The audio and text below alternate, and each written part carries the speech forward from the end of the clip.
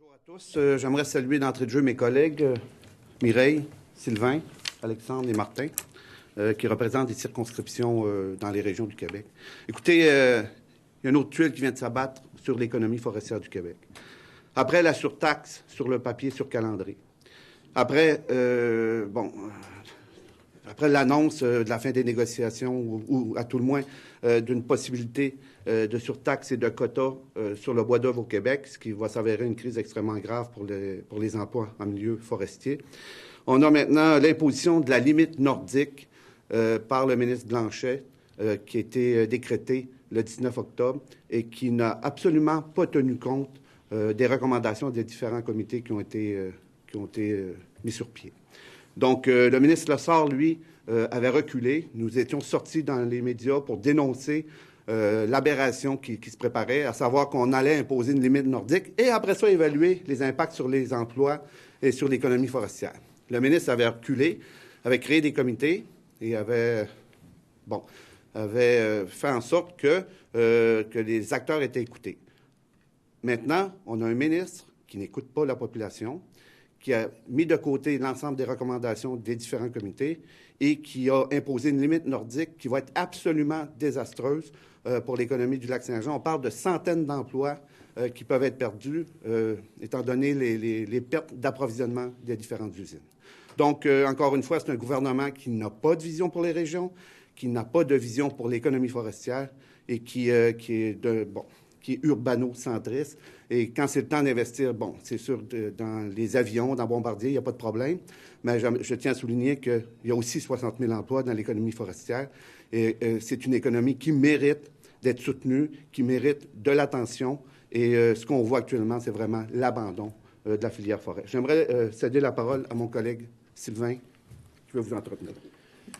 Oui, alors bonjour. Comme vient de le dire mon collègue Sylvain Roy de Bonaventure, effectivement, c'est une tuile supplémentaire qui s'abat. On voit toute l'improvisation de ce gouvernement en matière de fixation de la limite nordique, mais surtout le manque criant d'influence de ce ministre Blanchette sur le Conseil des ministres et qui recule face à des mesures au moins qu'avait prises son prédécesseur Laurent Lessard. Et ça s'ajoute à la surtaxe de 18 % environ sur le papier sur calendrier imposé par les Américains, qui a des impacts sur deux usines de notre région, celle de Kenogami dans mon comté et l'autre usine de produits forestiers résolus à Dolbeau-Mistassini, donc dans le comté du premier ministre.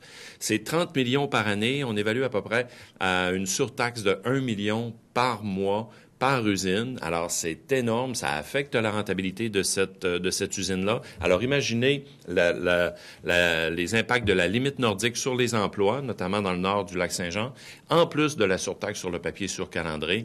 Alors, ce sont des éléments qui s'ajoutent de plus à cette crise forestière qui en finit plus de finir au Saguenay-Lac-Saint-Jean. Alors, je laisse la parole à Alexandre. J'aimerais aussi rappeler qu'en théorie, le premier ministre a le comté le plus forestier au Québec et de toute évidence, on dirait qu'il n'est pas informé.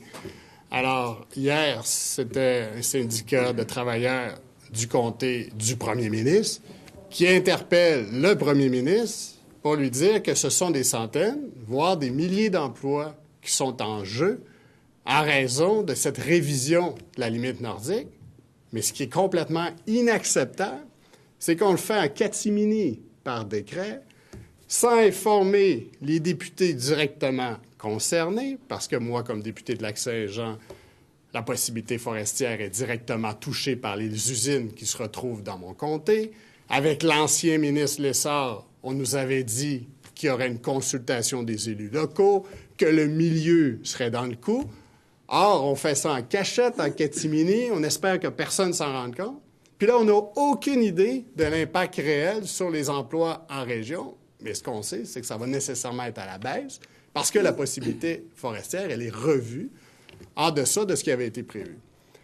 Alors, le premier ministre doit agir, le premier ministre doit se réveiller, le premier ministre doit défendre les travailleurs forestiers. Le premier ministre était absent à la marche des travailleurs à Saint-Félicien quand il y avait plus de 3000 personnes dans les rues pour réclamer davantage d'investissement. Il fait exactement l'inverse que ce que le milieu réclame.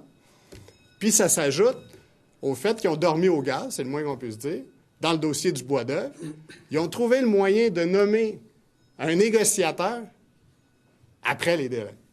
Ah, mais il faut le faire. Ils ont nommé le négociateur une fois que les délais d'1 an étaient expirés, puis une fois que le gouvernement américain a déjà annoncé qu'il y aurait des quotas, sans aucun respect pour le modèle unique au Québec, sans aucun respect pour la mise aux enchères de 25 % et la révision du modèle forestier qu'on a changé au Québec et auquel le Parti québécois et les autres formations politiques ont participé. Alors, on a un premier ministre qui ne défend pas ses travailleurs. On a un premier ministre qui l'oublie qu'avant d'être premier ministre, il est aussi député. Député de Roberval, le comté le plus forestier au Québec, qui l'oublie qu'il y a un des comtés où il y a le plus de municipalités dévitalisées en raison de la crise forestière. Alors, à un moment donné, assez, c'est assez.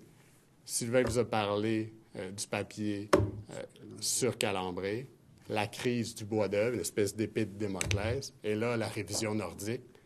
Alors, on demande au premier ministre d'intervenir et d'agir et de s'assurer qu'on protège, non seulement on protège, mais qu'on développe la forêt et qu'on en soit fier. Oui. Alors, bonjour. Donc, moi, je suis de la circonscription de Chicoutimi. C'est la zone la plus urbaine de la région du Saguenay-Lac-Saint-Jean. On pense souvent que lorsque c'est une zone urbaine, l'industrie forestière n'a pas d'influence. Bien, certainement pas, parce que lorsque l'industrie forestière va mal, toute l'industrie de services aussi va en prendre un coup et on risque aussi de perdre des emplois. Donc, c'est important, dans la région du Saguenay-Lac-Saint-Jean, de supporter l'industrie forestière, non pas juste pour les emplois en forêt, mais tous les emplois indirects et les emplois aussi de la zone urbaine. Puis ce phénomène-là n'est pas unique au Saguenay-Lac-Saint-Jean, il est partout au Québec. Donc, les gens qui vivent en ville, qui se disent « Ah, l'industrie forestière, ça me concerne pas », au contraire, ça concerne tout le monde. Il faut faire attention parce que ça nous touche, nous aussi. Deuxième élément que j'aimerais soulever, où est Serge Simard dans ce dossier-là? C'est un député qui est à l'Assemblée nationale, qui est au gouvernement, et on ne l'entend pas parler justement pour défendre dans sa propre région une industrie qui est très importante dans son propre comté. Alors, où est Serge Simard? Merci.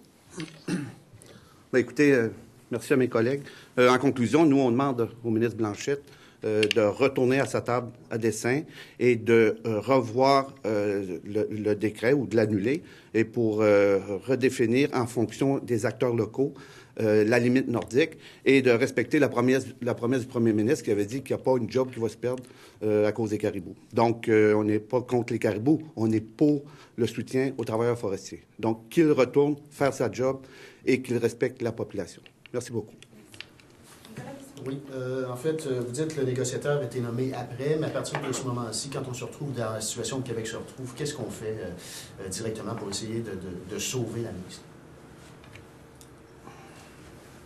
Bien, écoutez, c'est un gouvernement on n'est pas responsable de leurs actions. Là.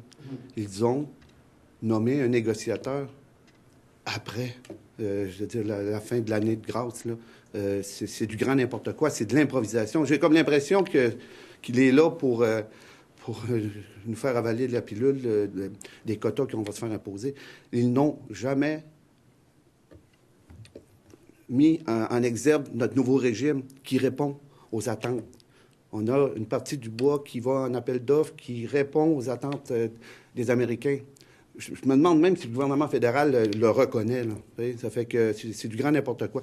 À partir du moment où on est dans la négociation des quotas, on oublie complètement le caractère spécifique de notre régime qui devait répondre aux attentes des Américains. Ça fait que M. Chrétien arrive trop tard et va faire... on se demande bien comment il va faire. Et il va négocier pour le Canada, pas pour le Québec. Et donc, c'est assez particulier. C'est vraiment... Et qu'est-ce qu'on peut faire? Bien, écoutez, il va falloir soutenir notre économie forestière par différentes mesures. Il va falloir réappliquer la Charte du bois, l'opérationnaliser de manière concrète. Il va falloir faire de la deuxième, de la troisième, parce que c'est comme ça qu'on va être capable de se soustraire à l'accord du bois d'œuvre. Il va falloir être novateur et soutenir, via de la diversification économique, aussi les régions du Québec. Ouais, c'est le cas, la deuxième, troisième transformation, c'est le cas que ce soit en aluminium ou dans l'industrie forestière et tout ça. Est-ce que le gouvernement en fait suffisamment de ce côté-là, peut-être? Écoutez, ils n'ont absolument pas de vision de développement économique dans la filière forestière. Moi, j'en vois pas, en tout cas. Écoutez, là, on ne voit pas de propositions ambitieuses, on ne voit rien.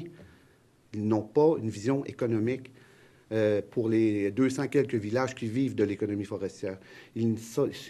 Oui, pour l'aéronautique, pas de problème. Bombardier, coupe de milliards, yes sir. Excusez mon anglicisme, là. Mais quand on parle des forêts, quand on parle des régions, quand on parle des centaines de villages, oups, silence radio. Ça fait que c'est un manque de vision. C'est un manque de capacité à se projeter dans l'avenir, puis à soutenir l'économie de l'ensemble du territoire. Parce que ça, il y a une philosophie géographique là-dedans. Là. On est avec un gouvernement urbano-centriste qui centralise. Il faut tout ramener. Vous n'êtes pas sans savoir que le président du conseil du patronat avait proposé de donner de l'argent aux Gaspésiens pour qu'ils quittent les régions. Là. On s'entend-tu qu'il a manqué son coup cette journée-là? Là? On l'a repris, puis mon collègue ici n'avait pas manqué de lui remettre sur le nez. Là.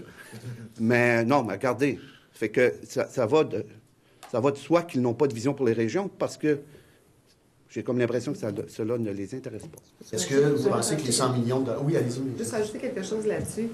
Vous savez, la transformation, deuxième, troisième transformation, on va parler beaucoup de petites et moyennes entreprises. Actuellement, le gouvernement montre peu d'empathie ou d'effort. Parle beaucoup, mais fait peu de gestes pour que, justement, les petites et moyennes entreprises puissent émerger et puissent prospérer. Qu'on prenne la dernière politique à l'exportation, où il n'y a pas de sous de mis, justement, importants pour pouvoir supporter, les PME qui doivent exporter, mais aussi pour se préparer en amont dans leurs produits. Lorsqu'on parle de transformation, on parle de produits, mais il y a 0 sous de mis, justement, pour préparer les entreprises, les petites et moyennes entreprises pour avoir des produits qui seraient compétitifs internationalement. Donc, la philosophie actuellement du gouvernement libéral est un peu le laisser faire ou laisser aller les PME comme ils peuvent, puis il y aurait pourtant besoin d'aide. On les voit aider les grands, comme Bombardier. Bon, c'est intéressant, mais tout l'argent qui est mis dans une grande entreprise, c'est moins d'argent qui est mis dans les PME. Puis ça, c'est important aussi. Puis c'est là qu'on retrouve justement la deuxième et la troisième transformation. Est-ce que vous pensez que le 100 millions annoncé sur le développement économique des régions pourrait justement avoir un impact sur l'industrie forestière? Incluant Montréal et Québec dans 100 millions? C'est une blague. L'argent va aller où, d'après vous? Parce que la notion de région, c'est pas une notion de région éloignée, là. C'est région. Bon, la région de Québec et de Montréal vont probablement avoir 60-70 d'enveloppe. Il va rester quoi, 30 millions pour l'ensemble du Québec? C'est des pinottes. Fait que non, c'est pas sérieux. C'est encore de la guimauve. Merci. Bon appétit.